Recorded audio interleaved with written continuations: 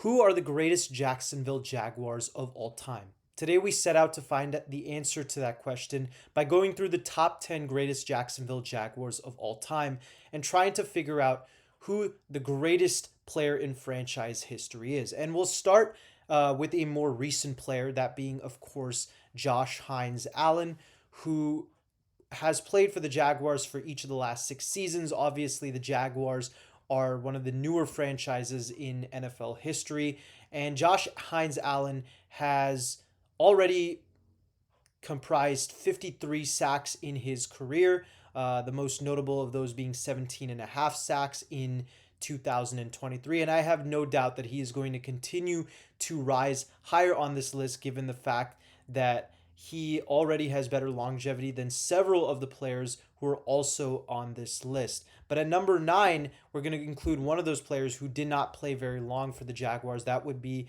Jaylen Ramsey, who is the crown prince of the Jacksonville Jaguars defense in the late 2010s. Specifically in 2017 when the Jaguars had the number 1 overall defense, a defense nicknamed Saxonville, Ramsey being the heart and soul of the secondary, alongside the other cornerback being A.J. Bouye, who was an All-Pro in his own right. But Jaylen Ramsey, two-time All-Pro, first-team All-Pro selection back in 2017. A lockdown corner and one of the best trash talkers in the entire game. Just dominant in man, zone, and press coverage, and someone who you could put on an island with any number 1 receiver, and he would have a really, really good day usually against them. But Ramsey just did not play long enough. Obviously, after 4 seasons, he did request a trade from the Jags and ended up playing for the Los Angeles Rams for equal amount of seasons. But he ends up at number 9. I considered him being a little higher on this list, but at number 8, we're going to go with a guy who might not have been as good in his prime as Jaylen Ramsey, but certainly was a very good cornerback at his peak. That would be Rashawn Matthysse, a player who played longer for the Jacksonville Jaguars, playing 10 seasons with them from 2003 to 2012, and in that time had 30 interceptions, was a one-time first-team All-Pro selection, had 3 straight seasons of 5 or more interceptions, which included a 2006 campaign where he had 8 picks and 146 return yards total. That included several turnovers that he included as far as accounting for, and being one of the most valuable defensive players in the entire league.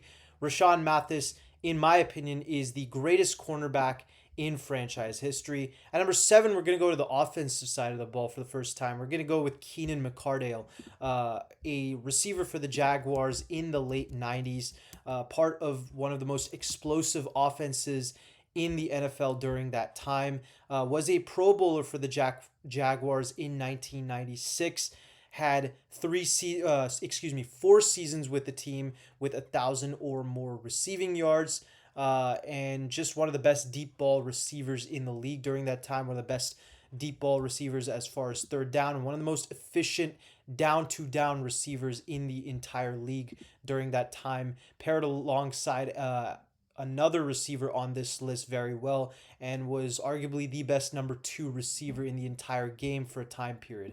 At number 6, we're going to go with Kase Campbell, who only played for the Jags for 3 seasons, but he was one of the most dominant defensive players in the entire league during that time period.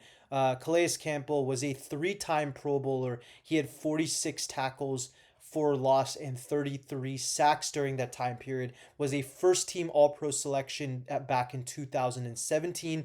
That same year, he also finished as the runner-up in the Defensive Player of the Year race. Kase Campbell was the best player on that Saxonville squad, and often was the reason why other players, guys such as Dante Fowler, Marcel Darius, Avery Jones, Malik Jackson, etc., and Yannick Ngakoue, etc. These are players who got a lot more opportunities because of the double teams that Kase Campbell took on for the team. And for that reason, at his peak, he was in his prime with the Jacksonville Jaguars during those 3 seasons and had far more of a dominant prime than several other players on this list. So for me, he has to come in at number 6, what he did in such a short amount of time with the franchise. At number 5, we're going to go with Mark Brunell, quarterback for the Jacksonville Jaguars and the greatest quarterback in franchise history. Mark Brunell was the quarterback for the Jaguars in the late 90s. Again, part of that explosive offense that they had during that time. He led the league in passing yards back in 1996 en route to helping the Jaguars make the AFC Championship.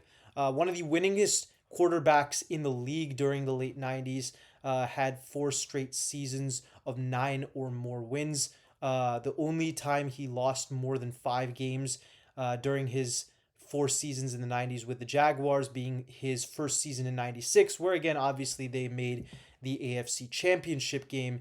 And again, one of the most efficient passers in the league during that time, although he wasn't necessarily as good as far as overall completion percentage, but certainly fantastic as far as deep ball, and just being able to get yards down the field. And he had a lot of great weapons to help him for that reason.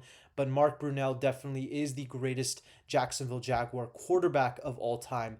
At number 4, we're going to go with Maurice JonesDrew, a player who led the league in rushing yards one time in his career, that being back in 2011 when he had 1,606 rushing yards.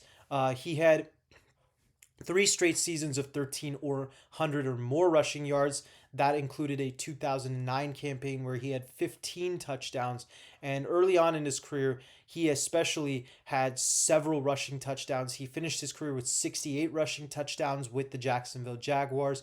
One of the most dominant rushers of the late 2000s and the early 2010s. And as much as his prime was very short for the Jaguars, again, not many of these players have very long primes, but he was certainly one of the most dominant players in the league during his prime and one of the most dominant players for the Jacksonville Jaguars during that time period. At number 3, we're going to go with Fred Taylor, however, a guy who I do think was a better overall running back with the Jacksonville Jaguars. Obviously, he played a little bit longer. He finished his career with 11,600 rushing yards, majority of those coming with the Jaguars. He had only 2 seasons of less than 3 seasons of less than 1,000 rushing yards with the team. Two of those coming when he missed 5 or more games during a season. Otherwise, Maurice Jones-Drew was a perennial 1,100 to 1,200 plus rushing yard specialist. Constantly had somewhere in about 6 to 8 rushing yards at the very least, and certainly got overshadowed by an era that included a lot of great running backs, including the likes of Marshall Faulk, Corey Dillon, Curtis Martin, Edgerrin James, etc. Jacksonville's Fred Taylor ended up being overshadowed. Obviously, he wasn't the prime target in the Jacksonville Jaguars offense. That guy is someone who we will talk about very shortly, but certainly Fred Taylor, make no mistake about it, he was still one of the best players on this team and a key, crucial part of the Jacksonville Jaguars offense. At number 2, however, we're going to go with one of the most dominant players who ever played for the Jaguars. I might argue the most dominant at his peak. Hall of Famer Tony Bashelli. Obviously, Bashelli's career got cut short with the team due to injuries. Tony Bashelli only played 7 seasons in the NFL, but during that time, he was a 5-time Pro Bowler and a 3-time All-Pro selection, and was just the premier blindside blocker in the entire league at a time where there were several great fellow offensive tackles. You look at guys like Willie Roaf, Walter Jones, Jonathan Ogden, and still Bashelli at that same standpoint stood out. And for me, for that reason, Bashelli, even as short of a prime as he had, it was so dominant with the Jaguars. He deserves his spot at number 2 with the franchise. But at number 1, I'm going to go with Jimmy Smith. I think a guy who had equally as good, maybe not as good of a prime as Bashelli, but certainly close to it at that. He played with the Jaguars for 11 straight seasons, Only twice during that time period did he have less than 1,000 yards. One of those seasons coming where he only started 4 games, and that was his first season with the Jaguars. Remember, Jimmy Smith came to the Jacksonville Jaguars with really no expectations, being a guy who was part of that expansion draft, and emerged as one of the best receivers in the entire game over the next few years.